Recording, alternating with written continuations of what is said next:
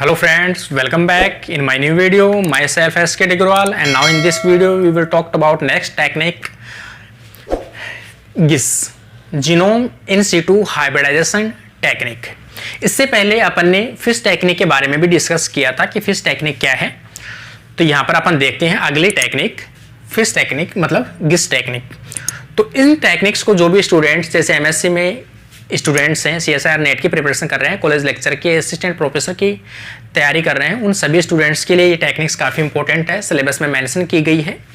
तो उन टेक्निक्स के बारे में डिस्कस करते हैं। चैनल पे फर्स्ट टाइम है तो चैनल को सब्सक्राइब जरूर कर लीजिए ताकि इस प्रकार की इंपॉर्टेंट वीडियो है वो आपको अवेलेबल हो सके।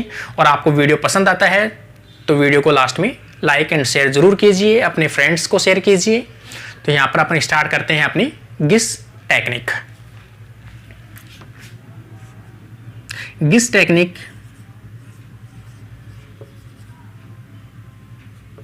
जीनोमिक इन सिटू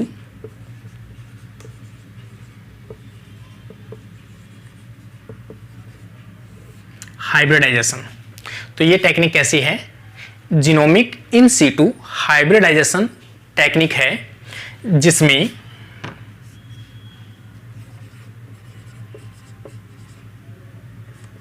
complete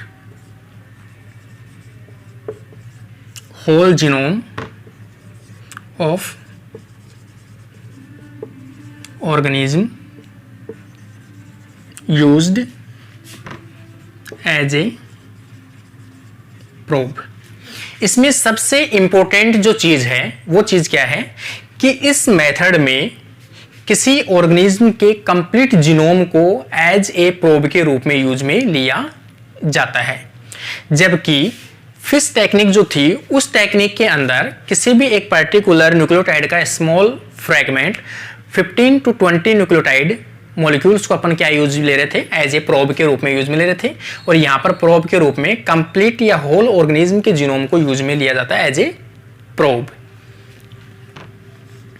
ये जो टेक्निक है ये किसकी मॉडिफाई है? मॉडिफिकेशन ऑफ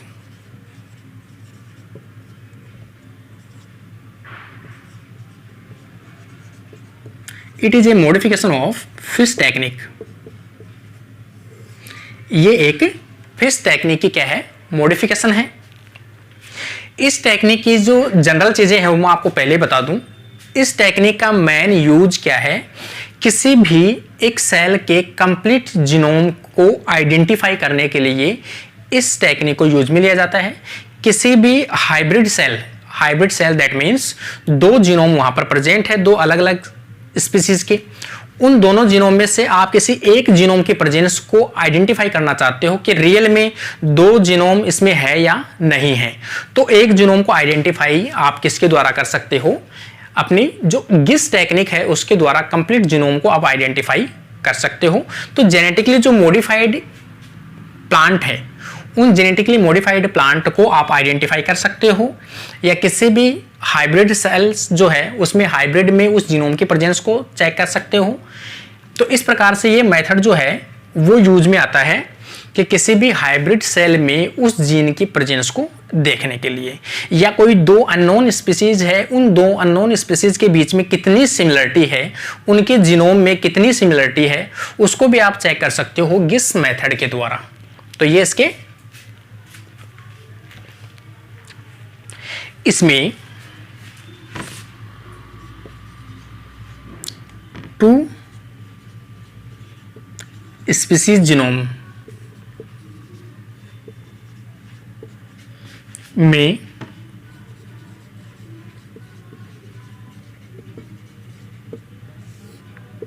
डिफरेंशिएट कर सकते हो, डिस्टिंग्विश कर सकते हो, डिफरेंशिएट कर सकते हो कि कौन सा जीनोम कौन सी स्पीसीज का है।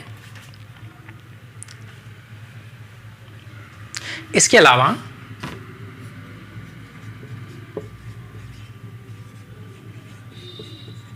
किसी हाइब्रिड सेल में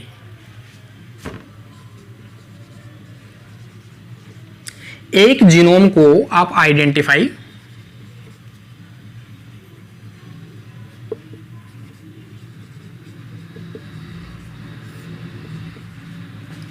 एक जीनोम को आप क्या कर सकते हो, आइडेंटिफाई कर सकते हो। इसके अलावा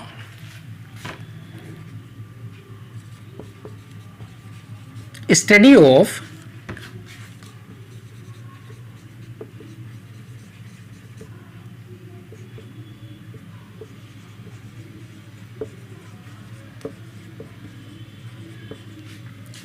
किसी भी जेनेटिकली मॉडिफाइड या जेनेटिकली इंप्रूव्ड प्लांट स्पीसीज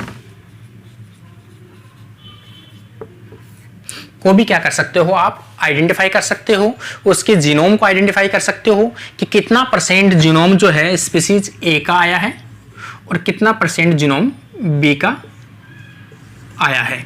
तो उसको भी आप कंपेयर कर सकते हो कि जीनोम का कितना, मतलब ए स्पीसीज का कितना जीनोम आया है और बी स्पीसीज का कितना जीनोम आया है, कौन से का जीनोम ज़्यादा है या फिर दोनों के कैरेक्टर इक्वल हैं, मतलब किस प्रकार से इंप्रूव जो आपने स्पीसीज की है या हाइब्रिड सेल्स जो हैं उसमें कौन सा जीनोम का कंटेंट ज़्यादा है, कौन से जीनोम का कंटेंट कम है, उन सभी को भी आप आइडेंटिफाई कर सकते हो गिस टेक्निक से।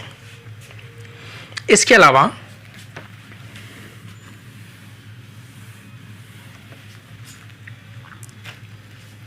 इसमें study of compare two species genome, किसी भी दो स्पीसीज के बीच के जो जीनोम है उन जीन के बीच में कंपेयर कर सकते हो कितना उनके जीनोम के अंदर क्या है, सिमिलरिटी है,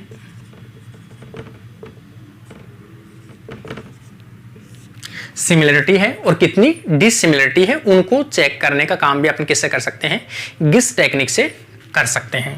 तो ये उनके दो के बीच में कंपेयर करने के लिए यूज में लिया जाता है। ये क्वेश्चन आप थोड़ा सा इंपॉर्टेंट है, थोड़ा ध्यान रखना है इस चीज को कि दो स्पीसीज के जीनोम को कंपेयर करने के लिए या हाइब्रिड सेल में किसी पर्टिकुलर जीन को आइडेंटिफाई करने के लिए कौन सा मेथड यूज में लेते हैं, तो गिस मेथड को यूज में लिया जाता है।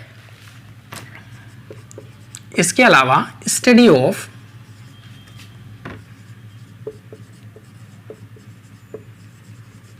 पॉलीप्लॉइडी इन प्लांट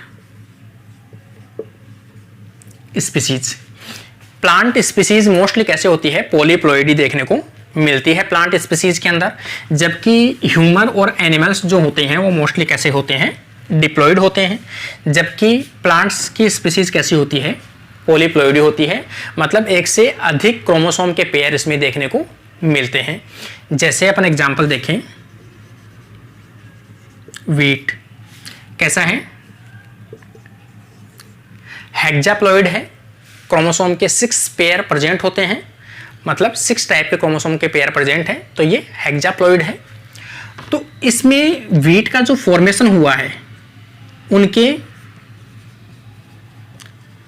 एंसेस्टर क्या हैं, उन एंसेस्टर के और इस वीट में प्रेजेंट जीनोम को कंपेयर करके आप ये आइडिया लगा सकते हो कि इस पर्टिकुलर पॉलीप्लॉइडी जो वीट है इसमें कौन से एंसेस्टर प्लांट रहे होंगे, उन प्लांट्स के जीनोम की सिमिलरिटी इस प्लांट के जीनोम में देखने को मिल रही है। तो उसमें भी कंपेयर करके आप ये लगा सकते हो कि इस पर्टिकुलर स्पीसीज का ये क्या है, वो एंसेस्टर रहे होंगे। तो मतलब अपन कह सकते हैं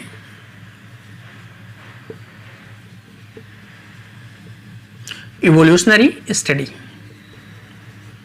किसी स्पीसीज की इवोल्यूशनरी स्टडी करने के लिए भी अपन उसके जीनोम को आइडेंटिफाई करके और दो जीनोम के बीच में कंपेयर करके अपन ये देख सकते हैं कि इस पर्टिकुलर जीनोम का जो इवोल्यूशन है कौन से जीनोम से हुआ होगा या इनके एंसेस्टर जीनोम कौन सा रहा होगा। तो उसके बीच में भी अपन इसमें क्या कर सकते हैं, कंपेयर कर सकते हैं।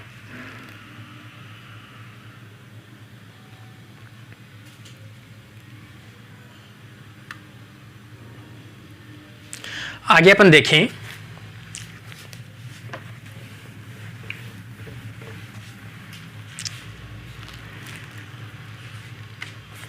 इसमें मैंने आपको एक चीज बताई दी। इसके अलावा अपन देखें कि इस गिस टेक्निक को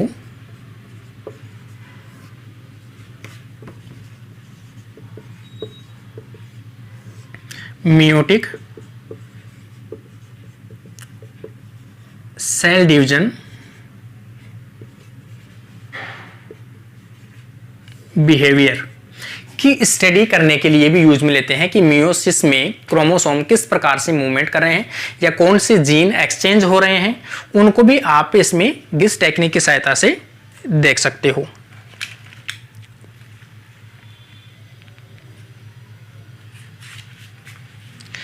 इस टेक्निक को सबसे पहले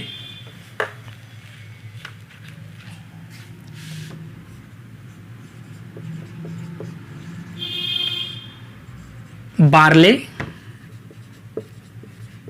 हाइब्रिड बार्ले के जीनोम को आइडेंटिफाई करने के लिए यूज में लिया गया था। तो फिर गिस टेक्निक के द्वारा किसी बार्ले की हाइब्रिड वैरायटी में जीनोम को आइडेंटिफाई करने के लिए यूज में लिया गया था कि इसमें बार्ले जो था उसको हाइब्रिड किया था वीट के साथ, और इन दोनों के जीनोम को आइडेंटिफाई किया था किसके द्वारा, गिस टेक्निक के द्वारा आइडेंटिफाई किया गया था। तो उसमें इस टेक्निक को यूज में लिया गया था। जैसे यहां पर अपन देखिए कि दो स्पीसीज का इन्होंने क्या किया है, या दो जो वैरायटी है उन दो वैरायटी से एक हाइब्रिड बनाया है जिसमें हार्डी वल्गेरी और हार्डी बल्बोसम। तो इन दोनों के बीच में क्या किया है, एक हाइब्रिड सेल बनाया गया है। इस हाइब्रिड सेल में अगर आप इनकी स्पीसीज का जीनोम देखना चाहते हो, इसमें हार्डी का आप जीनोम देखना चाहते हो, तो इस जीनोम को स्टडी करने के लिए आपको गिस टेक्निक यूज में लेनी पड़ेगी। और गिस टेक्निक के द्वारा ही इसमें आइडेंटिफाई किया गया था फर्स्ट टाइम कि इनका जीनोम है उस हाइब्रिड सेल के अंदर अवेलेबल है। इसका मतलब ये प्रूफ होता है कि ये सेल कैसी थी, हाइब्रिड थी।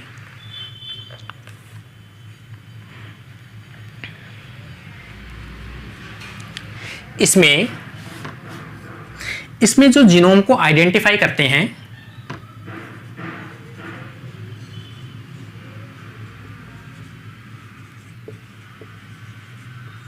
जीनोम आइडेंटिफाई वो किसके बेसिस पे करते हैं कि प्रत्येक जीनोम के अंदर रिपीटेटिव डीएनए सीक्वेंस प्रेजेंट होती है। रिपीटेटिव डीएनए सीक्वेंस की प्रेजेंस के कारण से अपन क्या कर सकते हैं, किसी जीनोम की स्टडी कर सकते हैं। और इस मेथड में यहां पर जो हार्डी वल्गेरी और हार्डी जो बल्बोसम है, उनमें भी जो गिस टेक्निक यूज में ली गई थी वो हार्डी की क्या है, रिपीटेटिव डीएनए सीक्वेंस के साथ एक कंप्लीट जीनोम के प्रोब को हाइब्रिड कर इसमें इस जीन की प्रेजेंस को देखा गया था। अब इस टेक्निक को, मेथड को अपन समझते हैं कैसे कैसे अपन इसको कर सकते हैं। सबसे इंपॉर्टेंट इस चीज में है कि इसमें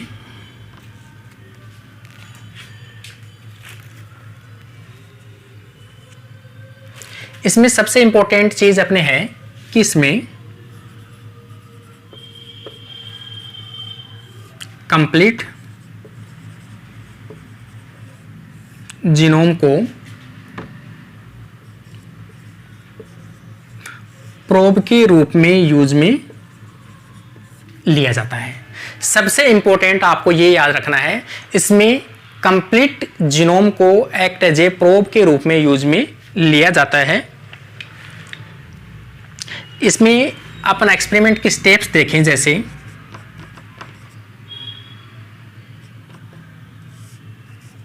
स्टेप फर्स्ट स्टेप में डिजायर्ड ए स्पीसीज, कोई a species, desired a species है जिसका जीनोम आप स्टडी करना चाहते हो, तो वो डिजायर्ड ए स्पीसीज यूज में लेते हैं। सबसे पहले उसके कंप्लीट जीनोम को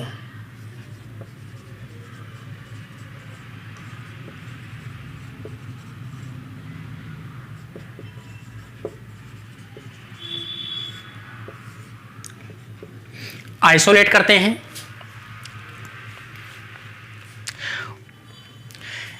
जैसे यहां से देखें अपन, स्पीसीज ए है, डिजायर्ड या टारगेट जीनोम है, उस जीनोम के कंप्लीट जीनोम को आपने आइसोलेट कर लिया।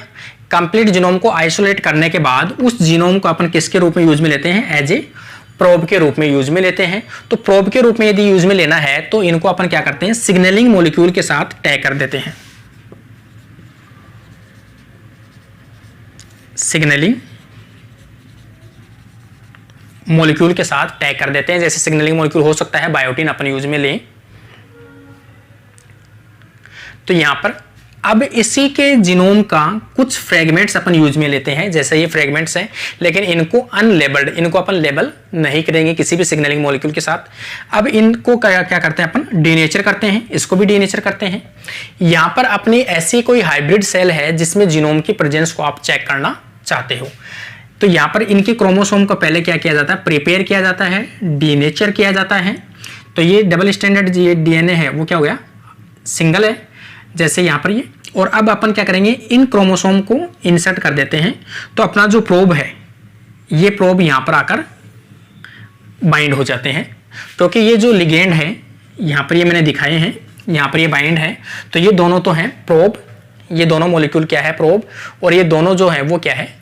जीनोम है। और ये जो फ्रेगमेंट अपन ने अनवांटेड लिए थे, अनलेबल्ड लिए थे, वो यहाँ पर हाइब्रिड बनाते हैं। ये किसके बेसिस पे बनाते हैं? तो ये बनाते हैं रिपीटेटिव सीक्वेंस के बेसिस पर, कि इनमें भी रिपीटेटिव सीक्वेंस प्रेजेंट है और इनमें भी रिपीटेटिव सीक्वेंस प्रेजेंट है। रिपीटेटिव सीक्वेंस के कारण से इनमें जीन में क्या होती है? पेयरिंग देखने को मिलती है। और इनके बेसिस पर अपन आइडिया लगा सकते हैं कि इसमें अपना जीनोम, जो टारगेट जीनोम स्पीसीज ए है, उसका जीनोम प्रेजेंट है, तभी वो जीनोम यहाँ पर क्या कर रहा है? लाइट इमिट कर रहा है। तो यहाँ पर जो बायोटिन अपन यूज में लेते हैं सिग्नलिंग मॉलिक्यूल के रूप में, उस बायोटिन को, ये जो विविडीन है उसकी प्रेजेंस में अपन देख सकते हैं। तो यहां पर किसी भी अगर सिग्नलिंग मॉलिक्यूल में जैसे बायोटिन यूज में लेते हैं, तो बायोटिन को स्पेसिफाई आइडेंटिफाई करने के लिए एविडीन जो प्रोटीन है वो स्पेसिफिक होती है, और इस एविडीन प्रोटीन को अपन एंटीबॉडी की प्रेजेंस में और इस एंटीबॉडी को किसी एंजाइम से लेबल्ड कर देते हैं, और ये बेविडीन को पहचानेगी एंटीबॉडी। और इस एंटीबॉडी के ऊपर क्या लगा होता है? एक सिग्नलिंग मॉलिक्यूल लगा होता है, या कोई भी सबस्ट्रेट लगा होता है, या एंजाइम लगा होता है। उस एंजाइम में जैसे ही कोई सबस्ट्रेट डालते हैं तो ये क्या बनाता है? प्रोडक्ट बनाता है, और ये प्रोडक्ट लाइट इमिट करता है, जिसके कारण से यहाँ पर एविडीन की प्रेजेंस होती है। एविडीन कहाँ होगी? एविडीन वहीं होगी जहाँ बायोटिन होगी। बायोटिन कहाँ होगी? जहाँ पर अपना प्रोब प्रेजेंट होगा। तो इस प्रोब की प्रेजेंस के कारण से अपन स्पीसीज ए का जीनोम की स्टडी कर सकते हैं। तो यहाँ पर गिस टेक्निक का यूज मैंने आपको फिर बता दिया कि किसी भी दो स्पीसीज के कंपेयर करने के लिए यूज में लेते हैं। हाइब्रिड सेल है, उसमें डिजायर्ड जीनोम की प्रेजेंस को आइडेंटिफिकेशन करने के लिए यूज में है। दो अलग अलग सेल्स हैं, उनके जीनोम के डिफरेंशिएट, उनकी सिमिलरिटी, उनकी डिससिमिलरिटी, उनको करने के लिए यूज में आता है। इसके अलावा जेनेटिकली इंप्रूवमेंट की गई स्पीसीज, उनमें से रियल में जेनेटिकली इंप्रूवमेंट हुई है या नहीं हुई है, उनमें जीनोम इंसर्ट हुआ या नहीं हुआ है, उस जीनोम की स्टडी करने के लिए भी अपन गिस टेक्निक यूज में लेते हैं। इस गिस का नाम भी है genome in situ hybridization. Complete genome को हाइब्रिडाइजेशन करके रिपीटेटिव सीक्वेंस की सहायता से अपन कंप्लीट जीनोम के प्रेजेंस को देख सकते हैं। जबकि फिश टेक्निक थी, उसमें पर्टिकुलर जीनोम की एक स्पेसिफिक साइट, एक स्पेसिफिक जीन की प्रेजेंस को देखने के लिए फिश टेक्निक है। कंप्लीट जीनोम के प्रेजेंस और उन पे कंपेयर करने, एवोल्यूशनरी स्टडी करने, फाइलोजेनेटिक स्टडी करने के लिए गिस टेक्निक को यूज में लेते हैं। तो इस प्रकार से अपना जो वीडियो है वो यहाँ पर समाप्त होता है, कंप्लीट होता है। तो जो भी फ्रेंड्स चैनल पे फर्स्ट टाइम है, वीडियो को लाइक, शेयर एंड सब्सक्राइब जरूर कर लें, और अपने फ्रेंड्स को भी सब्सक्राइब, अपने चैनल्स को शेयर कीजिए ज़्यादा से ज़्यादा। फ्रेंड्स, किसी भी प्रकार के आपको डाउट हो, नए टॉपिक के बारे में कोई इन्फॉर्मेशन चाहिए, उसके लिए आप कमेंट बॉक्स में कमेंट जरूर कीजिए। और जो भी स्टूडेंट्स जो रेगुलर वीडियो देखते हैं वो कमेंट जरूर करके बताइए वीडियो कैसा लगा, यस या ना, और उनकी पॉजिटिव रेस्पॉन्स किस प्रकार का है वो आप ज़रूर बताएं। तो अभी आपसे विदाई लेता हूँ। Thank you friends.